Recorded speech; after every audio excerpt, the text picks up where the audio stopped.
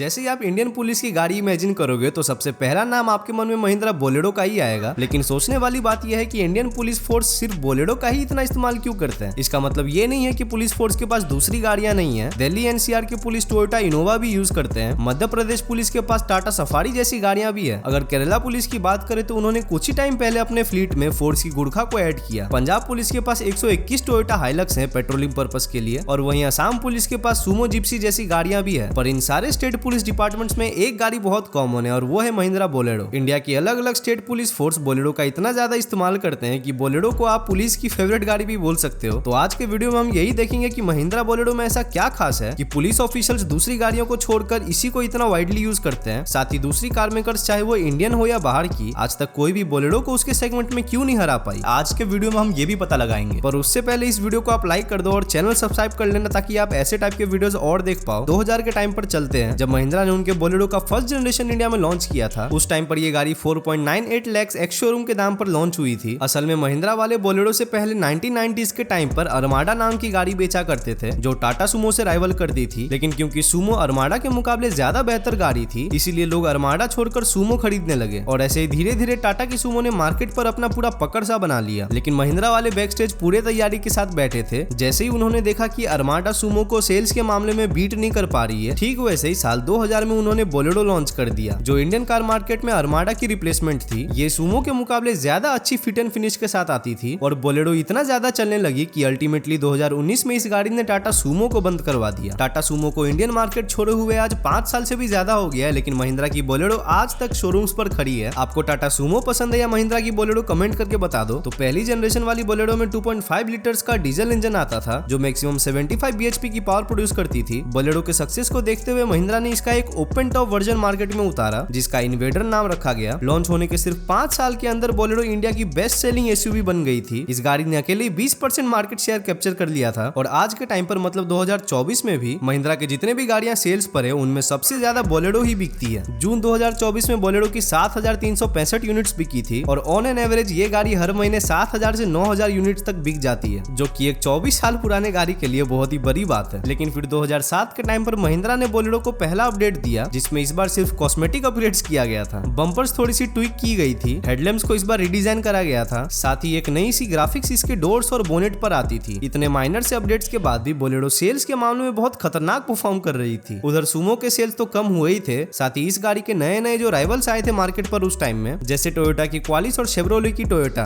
अरे गलती होता रहता है बीच बीच में और इसी मेहनत के लिए आप एक लाइक कर ही देना। क्वालिस और टवेरा के सेल्स फिगर अच्छे थे पर वो कभी बोलेरो को बीट नहीं कर पाए। फिर 2009 में महिंद्रा ने most powerful Bolero ever made launch किया। ये जो नई बोलेरो लॉन्च हुई थी इसका बोलेरो स्टॉर्म नाम रखा गया था। अब मोस्ट पावरफुल बोलेरो मैं इसको इसलिए बोल रहा हूँ क्योंकि ये 97 bhp की पावर प्रोड्यूस करती थी। इतना पावर फिगर तो आज के टाइम पर मिलने वाली बोलेरो में भी नहीं आता thanks to emission norms. Bolero storm में एक 2.5 लीटर्स की CRD डीजल इंजन आती थी जिसे महिंद्रा वालों ने स्लाइटली ट्यून किया था और इसी की वजह से बोलेरो स्टॉर्म की पिकअप बहुत ही कमाल की थी। फ्रंट सस्पेंशंस को भी अपग्रेड किया गया था इस बार, जिसकी वजह से रफ एंड टफ टेरेन्स पर भी ये गाड़ी बहुत आराम से हैंडल करती थी। पर 2011 में महिंद्रा वालों ने बोलेरो स्टॉर्म का प्रोडक्शन बंद कर दिया उस टाइम के एमिशन नॉर्म्स की वजह से। लेकिन इस समय तक रूरल एरियाज में बोलेरो बहुत ज्यादा पॉपुलर हो गई थी और इस गाड़ी के लिए लोगों का डिमांड एक अलग ही लेवल पर चला गया था। जैसे बहुत सालों पहले महिंद्रा की MM540 रूरल एरियाज में कल्ट बन गई थी, ठीक उसी तरीके से बोलेरो ने भी टियर 3 टियर 4 सिटीज में अपना नाम बना लिया था। इसी चीज को और एक लेवल ऊपर ले जाने के लिए महिंद्रा ने बोलेरो एक्सेल लॉन्च किया जो 9 लोगों की सीटिंग लेआउट के साथ आती थी और टैक्सी ड्राइवर्स के बीच में ये बोलेरो एक्सेल बहुत पॉपुलर हुई, मेनली इसके सीटिंग कैपेसिटी की वजह से। अगर आप कभी बोलेरो एक्सेल में बैठे हो तो कमेंट करके बताना। 2011 के टाइम पर बोलेरो की 3rd जनरेशन लॉन्च हुई थी जिसमें फिर से इस बार कॉस्मेटिक अपग्रेड्स ही किया गया था और साथ ही कुछ फीचर्स भी डाले गए थे इस बार। इस नई वाली बोलेरो में एक M2 डाइकॉर्ड इंजन आता था जिसके वजह से इस बोलेरो की फ्यूल एफिशिएंसी और भी ज्यादा बढ़ गई थी। अगर इंटीरियर की बात करें तो डैशबोर्ड कंप्लीटली नया किया गया था और वुड फिनिश वाली सेंटर कंसोल भी आती थी इसमें। लेकिन क्योंकि बोलेरो को लोग कमर्शियली भी बहुत यूज करा करते थे तो महिंद्रा ने बोलेरो का पिकअप वर्जन भी लॉन्च कर दिया जिसका बोलेरो कैंपर नाम रखा गया। 2 सीटर और 4 सीटर दोनों कॉन्फ़िगरेशन के साथ आती थी। महिंद्रा वालों ने AC और नॉन AC वर्जन भी लॉन्च किया था इस बोलेरो कैंपर का, जो कि फिर से महिंद्रा वालों के लिए एक हिट साबित हुई। फिर 2016 में महिंद्रा ने बोलेरो का एक नया वेरिएंट लॉन्च किया जिसका नाम बोलेरो पावर प्लस रखा गया। इसमें एक 1.5 लीटर्स की एमहॉक डीजल इंजन आती थी जो 70 bhp के पावर के साथ 195 Nm की टॉर्क जनरेट करती थी और ये गाड़ी 5 स्पीड मैनुअल ट्रांसमिशन के साथ आती थी। 2019 में जब BS6 नॉर्म्स आया तब महिंद्रा ने बोलेरो को को एमिशन नॉर्म्स के हिसाब से अपडेट कर दिया। अब आप एक पैटर्न नोटिस कर रहे होगे, जहां महिंद्रा अपने दूसरे गाड़ियों के न्यू जनरेशन और फेसलिफ्ट्स में बहुत सारे अपग्रेड्स करते हैं, वहीं बोलेरो के साथ महिंद्रा ऐसा कुछ क्यों नहीं करते? इसका सिंपल सा आंसर है टारगेट कस्टमर की डिमांड। जब कस्टमर्स को बोलेरो बेयरबोन ही अच्छी लगती है तो महिंद्रा इसमें फालतू के फीचर्स क्यों डालेंगे? फर्स्ट जनरेशन वाली बोलेरो और आज की बोलेरो में ज्यादा फर्क इसलिए नहीं है क्योंकि बोलेरो को ज्यादातर कमर्शियली यूज किया जाता है, तो उनको ये सनरूफ या बाकी किसी फीचर से मतलब ही नहीं होता, बस गाड़ी तगड़ी होनी चाहिए। अब जो वीडियो का टॉपिक था उस पर आते हैं। इंडियन स्टेट पुलिस चाहे वो नॉर्थ की हो, साउथ की हो, ईस्ट की हो या वेस्ट की, सब सिर्फ बोलेरो को ही इतने नंबर्स में यूज क्यों करते हैं? मगर क्यों?